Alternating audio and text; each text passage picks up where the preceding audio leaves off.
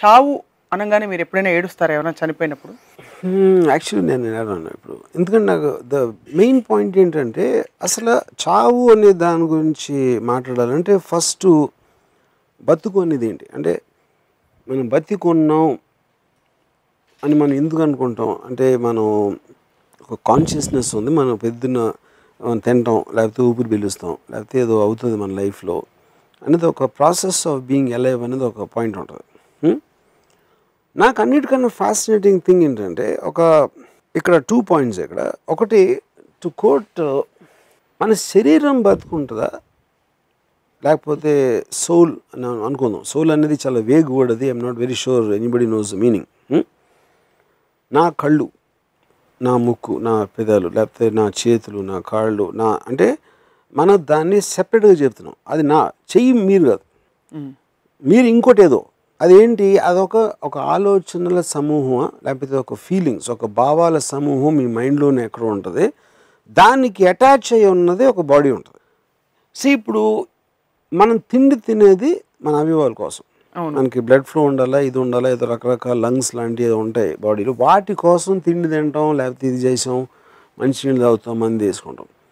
ఇప్పుడు ఆలోచన అంటే ఒక ఫార్మ్లెస్ షేప్లెస్ ఆలోచన సమూహం, భావాల సమూహంకి వాటికి తిండితో ఏం పని?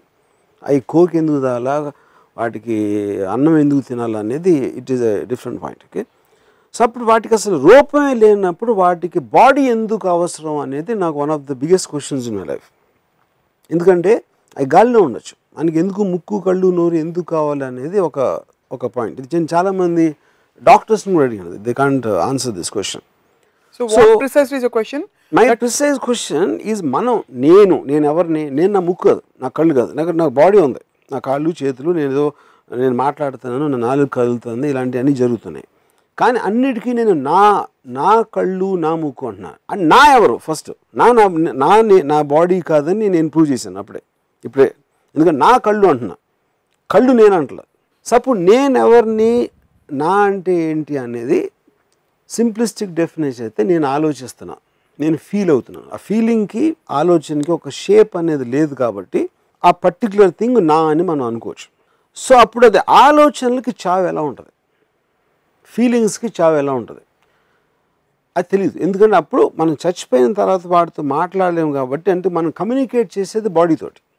నోరు మాట్లాడుతుంది, కళ్ళు చూస్తున్నాయి, ఎక్స్ప్రెషన్ ఇస్తుంది, ఆడేదో షేక్ హ్యాండ్ ఇస్తున్నాడు, ఇలాంటి బాడీ మూమెంట్స్ బట్టి మనం కమ్యూనికేట్ చేస్తాం. ఎప్పుడైతే ఆ బాడీ అనేది నిర్జీవం అయిపోయిందో మనం కమ్యూనికేట్ చేయలేము కాబట్టి వాడు చచ్చిపోయాడు అనుకుంటున్నాం. But is that true or not, I don't know, you know. So అప్పుడు దాని వలన మనం కాన్షియస్గా నేను బతికే ఉన్నాను. ఒక వైరస్ బతికి ఉంటుంది, బ్యాక్టీరియా కూడా బతికి ఉంటుంది, ప్లాంట్ బతికి ఉంటుంది, జంతువు బతికి ఉంటుంది, ఇన్సెక్ట్ బొద్దెం కూడా బతికి ఉంటుంది. But that's tangible, no? అదే, దట్స్ వాట్ ఐమ్ సేయింగ్. అప్పుడు కాన్షియస్నెస్, మీరు బతికున్నారనే కాన్షియస్నెస్ వైరస్కి ఉండదా? ఉండదు. వైరస్కి ఉంటుందా? ఉండదా? లేకపోతే సేమ్ డిగ్రీలో ఉంటుందా, వేరే డిగ్రీలో ఉంటుందా అనేది it is debatable point. I'm not even talking about science, common awareness గురించి చెప్తున్నాను. కరెక్ట్. సో నేను అని మళ్ళీ నేను మాట్లాడుతున్నప్పుడు I feel I'm not scared of death. దానికి రీజన్ ఏంటంటే I feel the body is just an extension or attached to me as a certain entity, you know. So one question which I can't answer, which nobody answered me so far, asala ఆలోచనలకి, భావాలకి body ఎందుకు అవసరం అనేది నాకు ఆ క్వశ్చన్కి answer నాకు తెలియదు, ఎవరు చెప్పలేదు. అది పక్కన పెడదాం కొంచెంసేపు. అప్పుడు వాడి చచ్చిపోయిన తర్వాత మనం ఏమంటాం? వాడి బాడీ అంటాం, ఆయన బాడీ అక్కడ ఉంది అంటాం, ఆయన అని చెప్పాం. ఎందుకంటే we're still not connecting him to the body. Body is still an outside agency అనేది మన ఫీలింగ్. పోయారు, బాడీని తీసుకెళ్ళిపోతున్నారు అని చెప్తారు. ఆయన బాడీని తీసుకెళ్తున్నారు అంటారు. ఆయన ఎక్కడ ఉన్నాడో తెలియదు.